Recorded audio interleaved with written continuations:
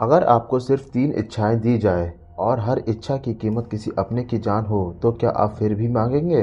उस ठंडी अंधेरी रात एक साधारण सा घर, एक जलता हुआ आतिशदान और एक ऐसा बंदर का पंजा जो किस्मत बदलने नहीं किस्मत खत्म करने आया था। यह कहानी है एक ऐसी इच्छा की जो पूरी तो हुई लेकिन मौत के दस्तक के साथ। वीडियो अंत तक देखिए क्योंकि इस कहानी में एक सवाल छुपा है और सही जवाब आपको विजेता बना सकता है। वह रात नित्य से अधिक ठंडी और अंधेरी थी, लेकिन छोटे से मुलाकाती कमरे के आतिशदान में आग के भड़कते हुए शोलों ने सर्दी की अनुभूति समाप्त कर दी थी। कमरे में केवल 3 व्यक्ति थे। पिता और पुत्र एक छोटी सी मेज पर शतरंज की बिसात बिछाए खेल में मग्न थे और एक बूढ़ी महिला जिसके सिर के बाल बर्फ की तरह सफेद और धूप की तरह चमकदार थे, एक अलग कोच पर बैठी ऊनी मोजे बुन रही थी। इस अंधेरे और ठंडी रात में शायद ही वह आए, मिस्टर व्हाइट ने कहा। अभी यह वाक्य उसके मुख से निकला ही था कि बाहर गली में किसी की भारी पदचाल सुनाई दी। लीजिए, वह तो आ गए, नवयुवक लड़के रॉबर्ट ने कहा। बूढ़े व्यक्ति की आंखें खुशी से चमक उठी। वह दरवाजा खोलने गया। जब वह कमरे में वापस आया तो उसके साथ एक भीमकाय और लंबे कद का व्यक्ति था, सार्जेंट मेजर मोर्स। बूढ़े ने नवागत का परिचय अपनी पत्नी और अपने पुत्र से कराते हुए कहा। मेजर मोर्स ने उन दोनों से हाथ मिलाया और आतिशदान के निकट रखी हुई एक आराम कुर्सी पर निश्चिंतपूर्वक बैठकर कमरे का निरीक्षण करने लगा। मेजबान अब दूसरे कमरे में गया और थोड़ी देर बाद मदिरा की बोतल और गिलास ले आया। मेजर मोर्स जब 3 गिलास पी चुका तो उसकी आंखों में बेपनाह चमक पैदा हो गई और चेहरे का रंग, जो पहले ही तांबे की तरह पीला था, और गहरा हो गया। फिर उसने अपनी जिंदगी की विस्मयकारी घटनाओं का एक दिलचस्प सिलसिला छेड़ दिया। छोटे से परिवार के तीनों प्राणी बहुत तन्मयता से उसकी बातें सुन रहे थे। सहसा मिस्टर रॉबर्ट ने कहा, अरे हाँ मेजर मोर्स, पिछले दिन तुम मुझे बंदर के पंजे वाला क्या वाक्य सुना रहे थे? ओह, वह तो यूं ही सा था, उसमें कोई खास बात नहीं है। बंदर का पंजा? पहली बार मिसेस वाइट ने मुख खोला। उसके स्वर में आश्चर्य का अंश स्पष्ट था। उसकी आंखें फैल गई थीं। जी हाँ, मेजर मोर्स ने कहा है कि है तो वो बंदर का पंजा ही, लेकिन उसमें अजीब जादू छुपा है। तीनों श्रोता कौतूहलपूर्ण नजरों से उसकी ओर घूरते रहे। मेजर मोर्स कोट की जेब टटोलते हुए बोला, बंदर का पंजा है तो बिल्कुल मामूली सा, लेकिन उसे किसी खास तरीके से खुश्क कर लिया गया है, जैसे प्राचीन मिस्र लोग अपने सम्राटों के शवों को मसाला लगाकर सुरक्षित कर लिया करते थे। यह देखिए, यह है वह पंजा। उसने जेब से एक अजीब सी चीज निकाली। श्रीमती व्हाइट तो देखते ही भयभीत होकर पीछे हट गईं। नवयुवक रॉबर्ट ने दिलचस्पी लेते हुए उसे गौर से देखा। उफ तौबा, बंदर का बड़ा सा पंजा। उसकी उंगलियों का मांस सिकुड़कर लकड़ी की तरह कठोर नजर आ रहा था। आखिर इस पंजे में क्या खूबी है?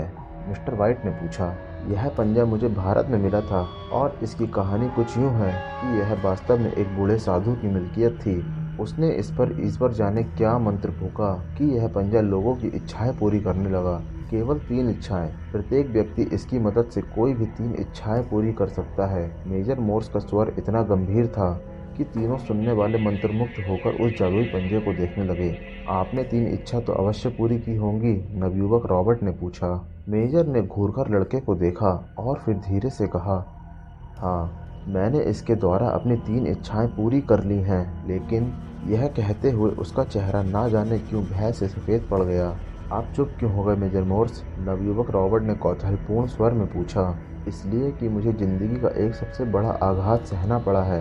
यह पंजा तीनों इच्छाएं पूरी अवश्य करता है, लेकिन उसके बदले में कुछ मांगता भी है, और यह कोई नहीं जानता कि वह क्या मांगेगा। मुझसे पहले जिस व्यक्ति के पास यह पंजा था, उसने इससे 3 इच्छाएं पूरी करा ली थीं।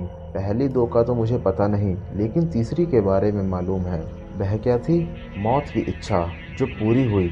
मेजर मोर्स का स्वर बेहद भयानक हो गया और सुनने वालों के चेहरों पर मुर्दनी सी छा गई।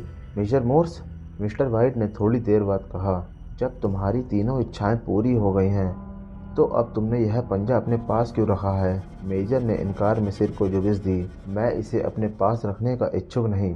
मेरा ख्याल था कि इसे किसी के हाथ बेच दूं, लेकिन यह पहले ही काफी विध्वंसकारी साबित हो चुका है। अचानक उसने अपना हाथ ऊंचा किया और बंदर के पंजे को आतिशदान में फेंक दिया। मिस्टर व्हाइट के मुख से एक विस्मयकारी शब्द निकला और उसने आगे बढ़कर आतिशदान से पंजा निकाल लिया। आह, इसे जल जाने दो, जल जाने दो, मेजर व्यग्र होकर बोले। मेजर मोर्स, अगर आप इसे अपने पास रखना नहीं चाहते तो मुझे दे दीजिए, मिस्टर व्हाइट ने कहा। तुम इसे अगर रखना चाहते हो तो मुझे कोई आपत्ति नहीं, लेकिन परिणाम के जिम्मेदार तुम स्वयं ही होगे। यह सुनकर मिस्टर वाइट ने एक बार फिर पंजे को गौर से देखा और जब निश्चय हो गया तो कहने लगा, अच्छा बताओ, इससे इच्छाएं पूरी कराने का क्या तरीका है? यह बिल्कुल आसान है। अपने हाथ में पंजे को पकड़ लो और ऊंची आवाज में अपनी इच्छा प्रकट करो। मेजर ने अपनी जगह से उठते हुए कहा, लेकिन मैं एक बार फिर चेतावनी देता हूँ कि परिणाम के जिम्मेदार तुम स्वयं होगे। रहस्यपूर्ण मेजर को विदा करने के बाद बूढ़े वाइट ने कमरे में आकर अपनी जेब से पंजा निकाला और देर तक देखता रहा। समझ नहीं आता कि इससे क्या मांगूं, उसने बड़बड़ाकर कहा। पुत्र ने उसके कंधे पर हाथ रखते हुए सलाह दी, आप इससे इतने रुपए मांगिए कि मकान का जो कर्जा है वह उतर जाए। हाँ हाँ, यही इच्छा करो। अगर ऐसा हो जाए तो बड़ा बोझ उतर जाए। बूढ़ी स्त्री ने अनुमोदन किया। केवल हिसाब चुकाने के लिए 200 पाउंड की जरूरत है। मिस्टर वाइट ने मुस्कुराते हुए सिर हिलाया, फिर दाएं हाथ में पंजा पकड़कर ऊंची आवाज में कहा, मैं 200 पाउंड की इच्छा करता हूँ। यह कहते ही उसने भयभीत होकर चीख मारी। उसकी पत्नी और पुत्र घबराकर उसे देखने लगे। मिस्टर वाइट ने भय से कांपती हुई आवाज में कहा, मुझे यूं महसूस हुआ कि जैसे पंजा मेरे हाथ में तड़प रहा हो, बिल्कुल सांप की तरह। कमरे में मौत जैसी खामोशी फैल गई। तीनों एक दूसरे की ओर देखने लगे। दूर किसी चर्च के घड़ियाल ने रात के 12 बजे की घोषणा की। बाहर एकदम हवा तेज हो गई, जैसे आंधी चल रही हो। ऊपर की मंजिल की खिड़कियां और दरवाजे जोर से खुलने और बंद होने लगे। कभी यूं सुनाई देता जैसे कोई दरवाजे पर दस्तक दे रहा हो। यह हालत कुछ क्षणों से अधिक तक नहीं रही।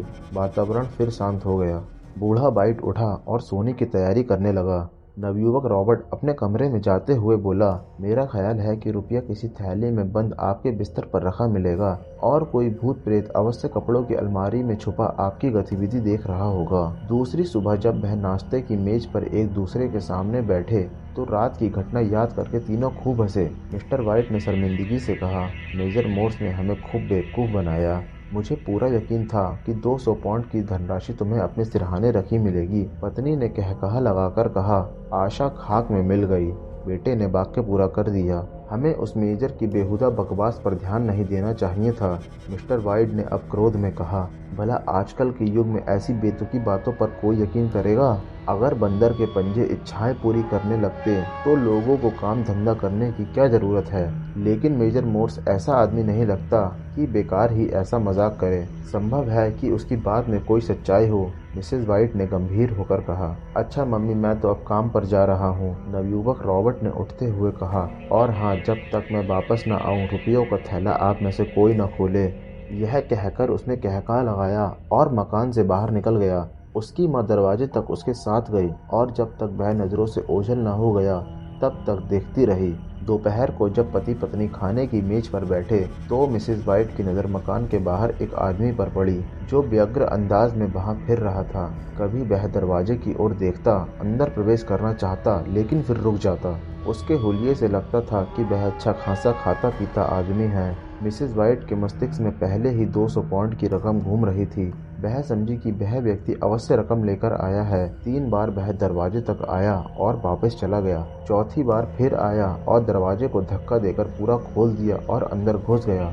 उसकी शक्ल देखते ही मिस्टर एंड मिसेस वाइट को पता चल गया कि वह परेशान है। उसने पागलों की तरह चारों ओर देखा और अटकते हुए स्वर में कहा, मुझे कंपनी वालों ने भेजा है। बूढ़ी स्त्री घबराकर अपनी जगह से उठी। क्या मामला है? कुशलता तो है? रॉबर्ट को कोई हादसा तो पेश नहीं आया? वह जख्मी तो नहीं हुआ? अजनबी ने धीरे से उत्तर दिया, मैं बुरी खबर लाया हूँ। आपका लड़का मशीन में फंस गया था। 1 मिनट तक खांसने के बाद उसने कहा, और डॉक्टरी मदद पहुंचने से पहले ही उसने दम तोड़ दिया। कंपनी ने मुझे आपके पास शोक प्रकट करने के लिए भेजा है। मिसेस वाइट का चेहरा धुले हुए कपड़े की तरह सफेद पड़ गया। उसकी आंखें पथरा गईं। बूढ़ा व्यक्ति यूं अपनी सीट पर गुमसुम बैठा था जैसे उसकी जान निकल गई हो।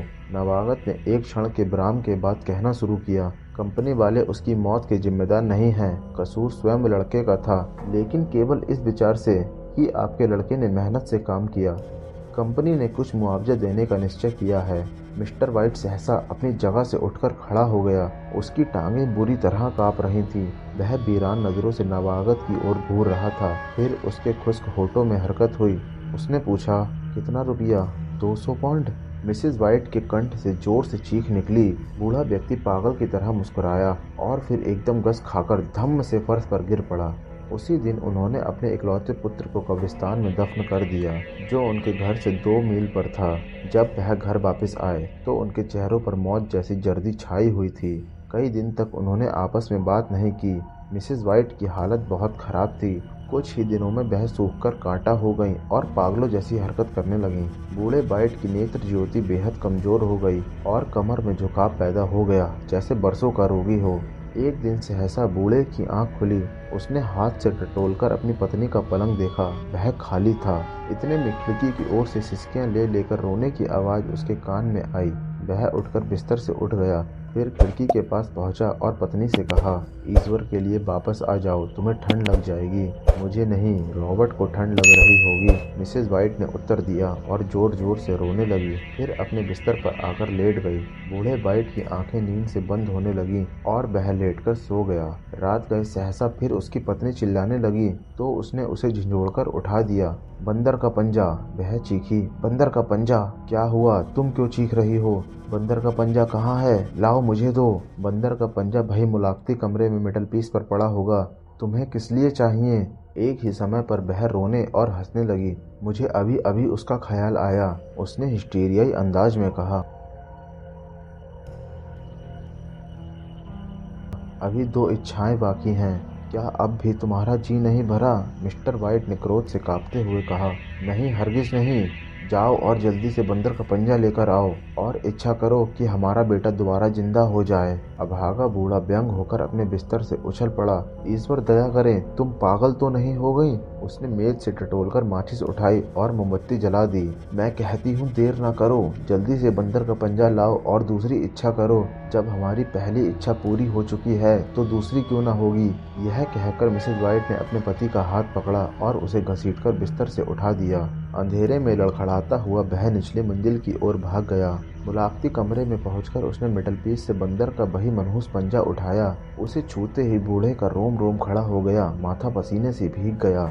उसे घृणित वस्तु को अपने हाथ में पकड़े हुए वह हाफता हुआ दोबारा शयन कक्ष तक गया। अब दूसरी इच्छा करो, स्त्री ने अधिकारपूर्ण स्वर में कहा। मैं कहता हूँ मजबूर ना करो, इसका परिणाम शायद पहले से भी भयानक निकले। मैं कुछ सुनना नहीं चाहती, वही करो जो मैं कहती हूँ। बूढ़े ने विवश दाएं हाथ में बंदर का पंजा पकड़ा और ऊंची आवाज में बोला, मेरी दूसरी इच्छा यह है कि हमारा बेटा दोबारा जी उठे। उसके हाथ का पंजा सांप की तरह तड़पा। बूढ़े के मुख से फिर हल्की सी चीख निकली और कांपता हुआ एक कुर्सी पर गिर पड़ा। बूढ़ी स्त्री खिड़की की ओर गई और पर्दा हटाकर बाहर झांकने लगी। हर ओर खौफनाक सन्नाटा छाया हुआ था। कमरे में जलती हुई मोमबत्ती की मध्यम प्रकाश में इर्द गिर्द रखी चीजों की परछाई बड़ी भयानक दिखाई दे रही थी। बड़ी देर तक वह इसी प्रकार कुर्सी पर बैठा सर्दी से कांपता रहा और स्त्री खिड़की के पास खड़ी बाहर ताकती रही। कमरे में घड़ी की टिक टिक उस खामोशी को तोड़ने का प्रयत्न कर रही थी। बड़ी हिम्मत करके वह उठा और स्त्री का हाथ पकड़कर उसे बिस्तर तक लाया और धीरे से उसे बिस्तर पर लिटाकर स्वयं अपने बिस्तर पर लेट गया। दोनों में से कोई ना बोला। सहसा एक हल्की सी आहट बाहर सुनाई दी और मुख्य द्वार पर दस्तक की आवाज बुलंद हुई। यह क्या? बूढ़ी स्त्री चिल्लाई और उठकर बिस्तर पर बैठ गई। एक और दस्तक, जिसकी गूंज पूरे घर में फैल गई। आह, यह सिवाय मेरे रॉबर्ट के और कोई नहीं है। वह आ गया। यह बेतहाशा दौड़ती हुई शयनकक्ष के दरवाजे की ओर गई, लेकिन बूढ़ा वाइट उसके पीछे लपका और उसकी बाह सख्ती से थाम ली। तुम यह क्या गजब कर रही हो? उसने भयभीत होकर कहा। छोड़ो, मुझे छोड़ दो, मेरा रॉबर्ट आ गया। मैं भूल गई कि कब्रिस्तान निकट ही है। मुझे पहले ही दरवाजा खुला रखना चाहिए था। उसने अपनी बाह छुड़ाने का प्रयास किया। ईश्वर के लिए इसे घर में मत आने देना, बूढ़ा व्यग्र होकर चीखा। हे भगवान, तुम स्वयं भी अपने बेटे से भयभीत हो रहे हो। स्त्री ने अपनी बाह छुड़ाने के लिए एक झटका दिया और मुक्त होकर निचली मंजिल की ओर भागी। वह सीढ़ियां उतरने लगी। बूढ़े ने आवाज से मालूम कर लिया कि वह अंधेरे में विभिन्न दरवाजों से ठोकरें खा रही है। उसने मुख्य द्वार की चटखनी खुलने की आवाज सुनी। फिर स्त्री की कांपती हुई आवाज, जरा तुम नीचे आओ, मुझसे ऊपर की कुंडी नहीं खुलती, वहाँ मेरा हाथ नहीं पहुँच रहा। लेकिन वाइट बेताबी से बंदर का पंजा ढूंढने का प्रयत्न कर रहा था जो उसने वहीं रखा था। दरवाजे पर दस्तक की निरंतर आवाज आ रही थी। वह चाहता था कि दरवाजा खुलने से पहले ही पंजा उसे मिल जाए। उसने सुना कि स्त्री अंदर से एक कुर्सी घसीटकर दरवाजे तक ले जा रही है। उस पर चढ़कर निश्चय ही कुंडी खोल लेगी। फिर उसने कुंडी की खड़खड़ाहट सुनी और ऐन उसी क्षण उसके हाथ में बंदर का पंजा आ गया। दाएं हाथ में पकड़कर बूढ़े ने हांफते हुए ऊंची आवाज में तीसरी इच्छा प्रकट की। अकस्मात दस्तक की कोलाहलपूर्ण आवाज थम गई। फिर दरवाजा खुलने की आवाज आई। बाहर चलती हुई शीतल हवा का एक झोंका सीढ़ियों से गुजरता हुआ शयन कक्ष तक आया। वाइट सीढ़ियां टटोलता हुआ दरवाजे तक आया। देखा कि उसकी पत्नी दीवार के साथ टिकी चुपचाप खड़ी थी। वाइट ने दरवाजे से झांक कर देखा। टिमटिमाते हुए बल्बों के मध्यम प्रकाश में गली दूर तक सुनसान पड़ी थी। कोई भी व्यक्ति बाहर मौजूद न था।